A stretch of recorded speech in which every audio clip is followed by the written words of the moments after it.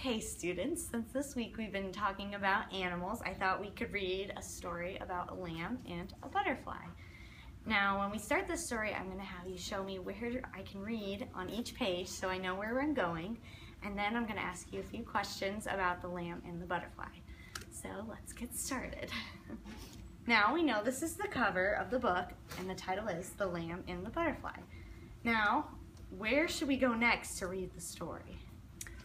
Open to the first page. Okay, let's see. You're right, there's the story. Okay, now where on this page do I start to read? Right here. Oh, okay. A lamb and a butterfly met one day.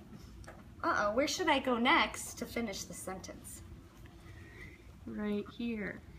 In the middle of a meadow. Okay, now that I know where to go and what order to read in, I'm going to keep reading. The lamb asked the butterfly, "Where's your mother?" The butterfly answered, "I haven't the slightest idea. My mother flies one way while I fly the other." And with a zig and a zag and a ziggity zag, the butterfly fluttered away and landed on a dandelion. The lamb kicked up her heels and ran after him. "Where is your home?" the lamb asked the butterfly. "The world is my home," answered the butterfly. "I am free to fly anywhere." And with a zig and a zag and a ziggity zag, the butterfly fluttered away and landed on a bristle thistle. The lamb kicked up her heels and ran after him. "But where do you sleep?" the lamb asked the butterfly. "I sleep where I please," said the butterfly to the lamb.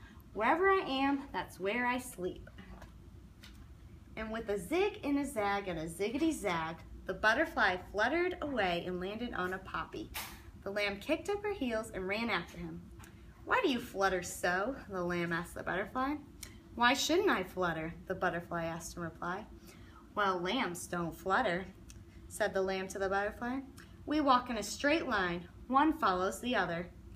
"But I don't follow anyone," said the butterfly to the lamb. "I go wherever I choose. And now I choose to leave this meadow." And with a zig and a zag and a ziggity zag, the butterfly left the meadow and landed on a sunflower. The lamb ran back to him. Come back," she cried. "I want to ask you a question." "What is your question?" the butterfly asked the lamb. "Please don't leave me," the lamb implored the butterfly. "That's not a question," said the butterfly to the lamb. "Put it in the form of a question." And the lamb said, "Why don't you stay with me? My mother will take care of you." Okay, students, so why do you think that the butterfly and the lamb are not staying together right now? Because they're very different. That's right, they are very different from each other. Let's see what happens. With a zig and a zag and a ziggity zag, the butterfly flew into the sky. "I don't need anyone to take care of me," said the butterfly to the lamb. "I'm on my way," he cried. "Goodbye, goodbye." But at that very moment, a fierce black cloud darkened the sky, and rain began to fall. An angry gust of wind caught the butterfly's wings, and he swept out of sight. Then the lamb heard her mother bleating, and she hurried to her side. "What were you doing at the far end of the meadow?" the mother asked the lamb. "I followed a butterfly," said the lamb to her mother, "and now he is lost in the storm." "Poor butterfly," the mother said to the lamb. "But that's what happens when you go fluttering this way and that." "But now I will never see him again," said the lamb to her mother. "He is gone forever." And then the mother asked, "What is that on your back?" "Isn't that a butterfly?" And she was right. Sure enough, there on the back of the lamb was the butterfly himself. His wings were wet and bedraggled. He looked as though he would never fly again. "Now will you stay?" the lamb asked the butterfly. "Let me think about it," said the butterfly to the lamb, as he dried out his wings.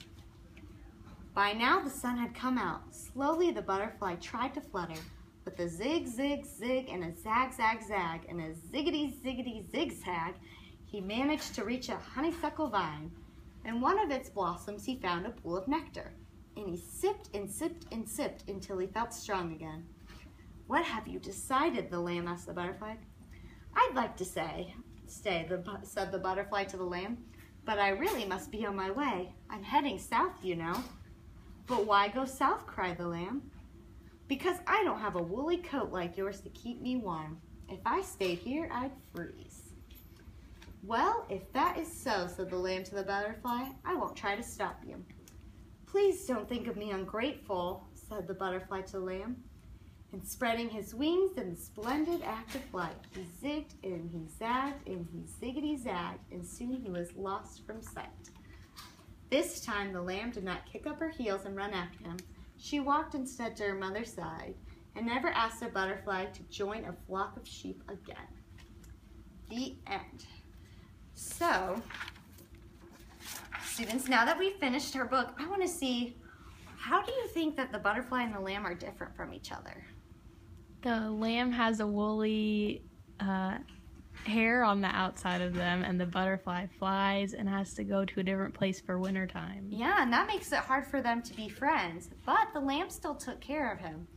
And just like the butterfly and lamb were still friends, even though we are different, all of us in our classroom are different and we are still friends. So thank you for reading my story and answering questions.